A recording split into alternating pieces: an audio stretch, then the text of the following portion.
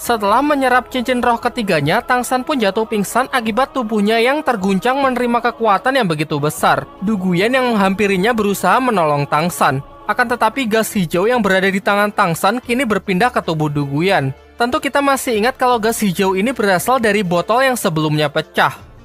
Tangsan yang masih tak sadarkan diri, tiba-tiba jaring laba-laba hitam menyelimuti seluruh tubuhnya menjadi kepompong. Sementara itu, Xiaowu yang sebelumnya dibawa oleh siluman kera raksasa terlihat aman-aman saja, karena ternyata siluman ini adalah teman lama Xiaowu yang bernama Erming. Disinilah terungkap bahwa Xiaowu memiliki kekuatan yang selama ini ia rahasiakan, yaitu ia bisa menyerap kekuatan cincin roh siluman tanpa harus membunuhnya. Dengan ini, Xiaowu juga memiliki 3 cincin roh. Kembali ke tempat Tangsan, ia keluar dari kepompong tersebut dengan kaki laba-laba raksasa yang muncul dari punggungnya. Matanya berubah menjadi hitam karena tubuhnya kini dikuasai oleh siluman laba-laba tersebut. Namun karena tekadnya yang kuat untuk menyelamatkan Xiaowu, secara otomatis tubuhnya bergerak pergi untuk mencarinya. Teman-temannya membiarkannya ia pergi dan hanya mengikutinya dari belakang. Di sisi lain, Dai Mubai tengah bertarung melawan kakak dari Su Ying yang ingin membawa adiknya tersebut untuk pulang. Meskipun sebenarnya Su Ying menolak karena ia ingin tetap berada di Akademi Sri Lanka. Namun setelah melihat banyak orang yang bermunculan, ia pun akhirnya menyerah dan pulang sendiri. Singkat cerita, Tangsan berhasil menemukan Xiaowu dan bertarung melawan Erming meskipun kesadarannya kini sudah hilang. Pak Kepala Akademi dan Master Xiao yang menyusul berniat menghentikan Tangsan dengan cara mencabut kaki laba-laba di tubuhnya. Namun Xiaowu yang mengetahui kalau jika hal itu dilakukan akan membuat Tangsan tidak bisa naik tingkat lagi, ia pun tak membiarkannya dan menyuruh Erming untuk membuat mereka jatuh pingsan.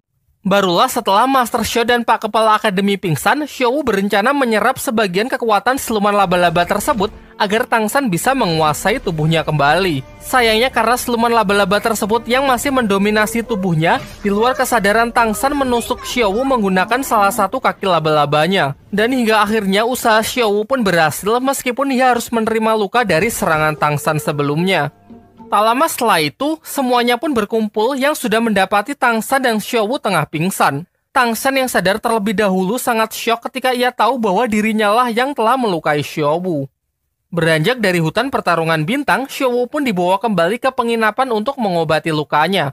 Kedua pengawal Du Guyan yang masih penasaran dengan Tangsan datang untuk melihat kondisinya yang harusnya tak bisa pulih setelah tubuhnya diambil alih oleh siluman laba-laba. Lalu mereka juga memastikan gas hijau apa yang sebelumnya berada di tangan Tangsan yang kemudian berpindah ke tangan Du Guyan. Namun Tangsan menepis tuduhan tersebut sehingga mereka hanya mengira kalau sudah salah lihat. Setelah mereka pergi, Tangsan lalu diperintahkan Master Xiao pergi ke kota demi mencarikan obat-obatan untuk Xiaowu. Namun di sana ia malah bertemu dengan Sikyu dan dikarenakan tugasnya untuk menaruh racun itu ke tubuh Du Guyan sudah berhasil ia selesaikan, Sikyu menepati janjinya dengan memberikan penawar racun untuk Xiaowu. Namun sebelum pergi, Sikyu mengatakan bahwa ia sangat terkesan kepada Tangsan yang seharusnya ikut mati terkena racun tersebut.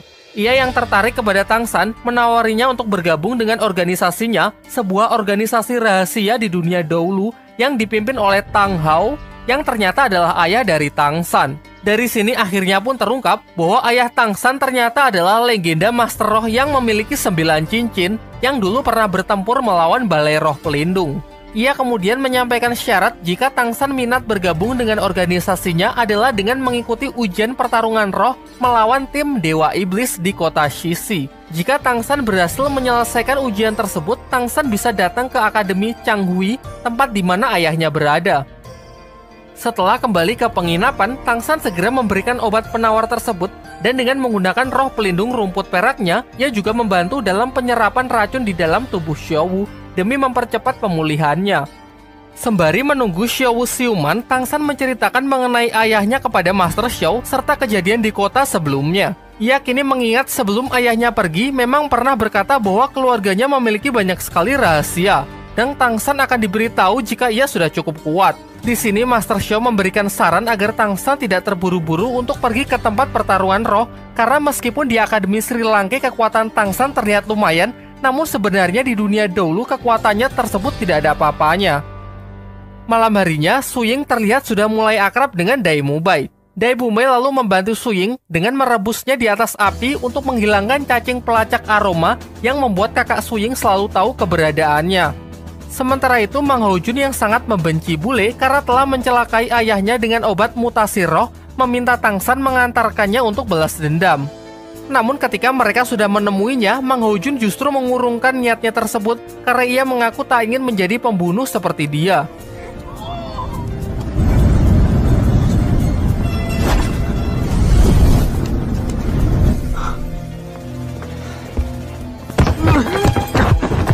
Tak lama setelah kepergian Tang San, Sikyu datang menemui bule. Di sini ia berniat menghabisinya dikarenakan ulah bule yang tak pandai menjaga rahasia, membuat semakin banyak orang yang mengetahui eksistensinya. Tak hanya Akademi Sri Lanka, bahkan Balai Roh Pelindung sekarang mencarinya.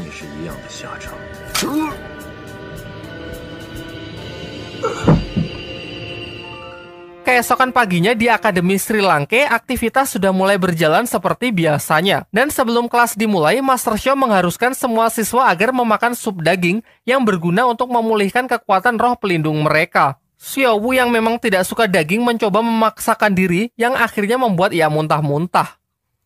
Dalam perjalanan menuju tempat latihan, Tang San yang kasihan kepada Xiao Wu yang belum sarapan, memberikannya wortel dengan memanfaatkan kemampuan barunya yang berupa jaring untuk menyimpan berbagai macam benda.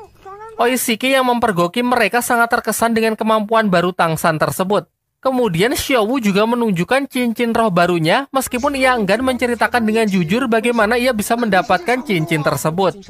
Setelah itu, Xiao Wu juga memperlihatkan dua kemampuan barunya, yaitu yang pertama, dengan matanya ia bisa menghipnotis orang lain.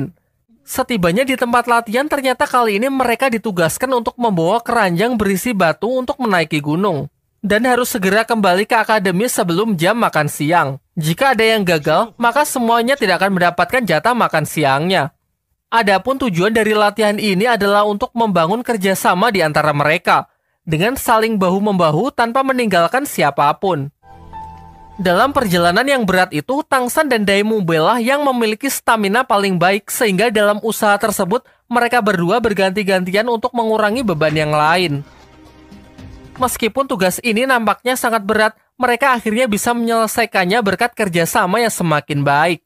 Malam harinya, Hulena menemui Dai Mubei untuk mempengaruhi pikirannya demi mengetahui seluruh rahasia dari Dai Mubei, menggunakan kekuatan matanya yang mampu melakukan serangan mental. Dari sini akhirnya terungkap roh pelindung dari Hulena adalah tipe magic yang bisa melakukan hipnotis.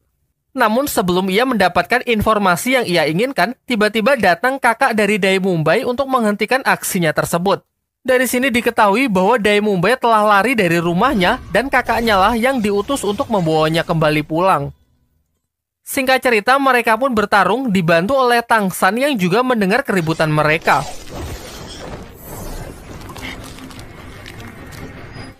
Akan tetapi nampaknya kakak Dai Mubei ini berada di level yang berbeda. Maka dari itu, kelompok Tang San lebih memilih untuk meminta bantuan dengan mengandalkan jurus Dai Mubei yang dilemparkannya ke langit sebagai tanda bahaya.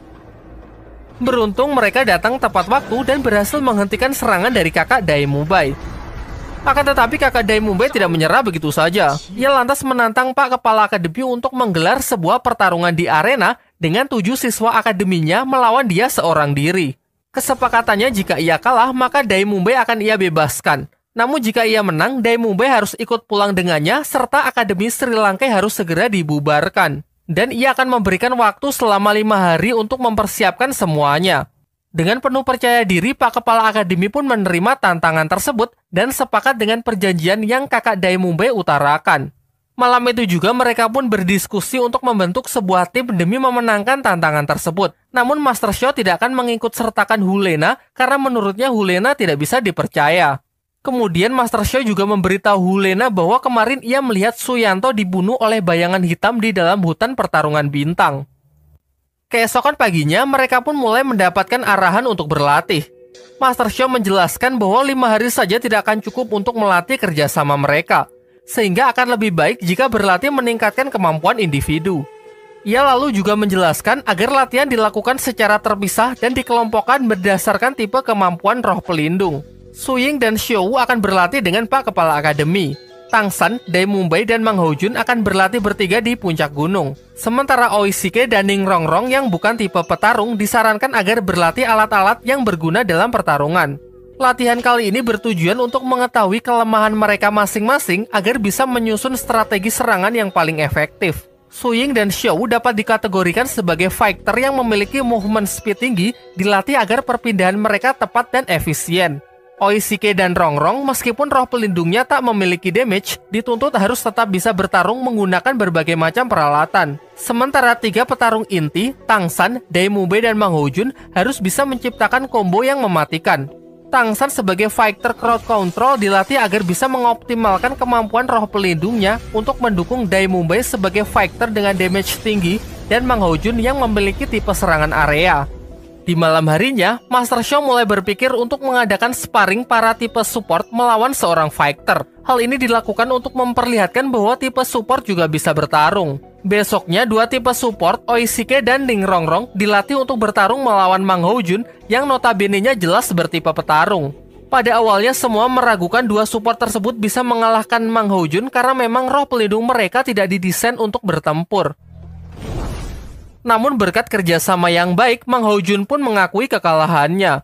Pelajaran pun mereka dapatkan bahwa jangan pernah meremehkan lawan selemah apapun, apalagi hanya melihat dari tipe roh pelindungnya saja.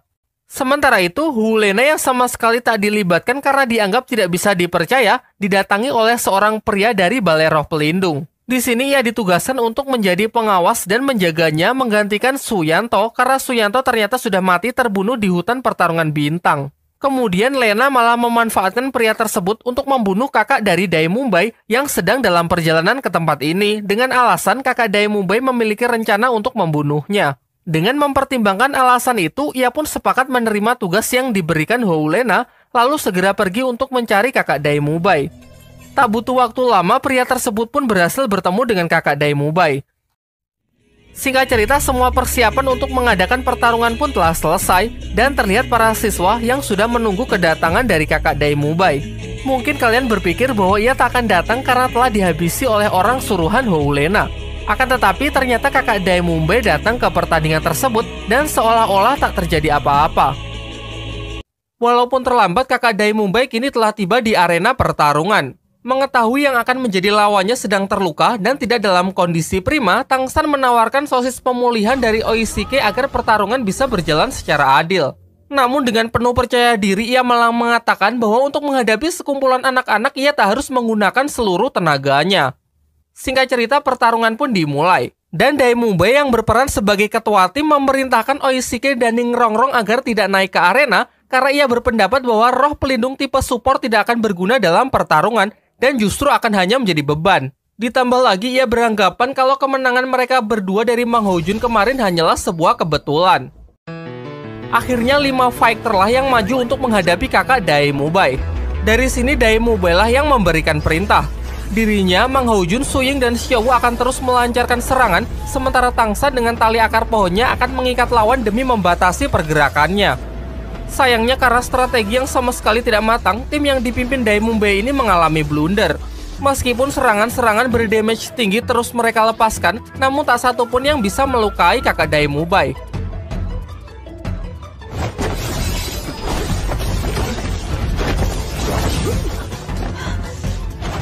Disinilah letak kesalahan dari Daimumbai, di mana ia hanya berfokus pada kekuatan yang besar tanpa dibarengi dengan kerjasama yang baik. Hingga pada puncaknya ia mendapatkan serangan fatal tepat ke dadanya yang membuatnya tak bisa lagi melanjutkan pertarungan. Sementara itu, Tangsan yang terus berpikir mencoba mengambil alih kepemimpinan dengan menyertakan Ning Rongrong dan Oishike terlibat masuk ke dalam arena. Sebagai serangan pertama, Ning Rongrong melemparkan beberapa bola kecil yang jelas dapat ditangkis dengan sangat mudah. Berikutnya, Oishike yang menggunakan serangan serupa berhasil mengikat tangan lawan karena ia menggunakan sejenis peralatan sulapnya. Dilanjutkan dengan efek kejut aliran listrik yang menyita sedikit waktu kakak Daimumbai. Tanpa jeda, Mang Houjun mengambil resiko dengan mengerahkan seluruh energinya untuk menembakkan kobaran api. Namun ia mengincar area bawah yang mengarah ke bola-bola yang ditangkis sebelumnya yang ternyata adalah bola asap guna menyamarkan serangan Tangsan sehingga tali akarnya lumayan mendapatkan waktu untuk mengikat seluruh tubuh dari kakak Daimumbai. Kombinasi tersebut diakhiri oleh tendangan Xiao yang diperkuat dengan kekuatan roh pelindung milik Ning Rongrong yang membuat kakak Daimumbai keluar arena sehingga ia dinyatakan kalah dalam pertarungan tersebut. Dengan ini, kakak Daemube pun membebaskan adiknya tersebut dan berkata bahwa kita akan bertemu lagi di kota Master Roh yang akan digelar pertandingan Akademi Master Roh terbesar di dunia Dou.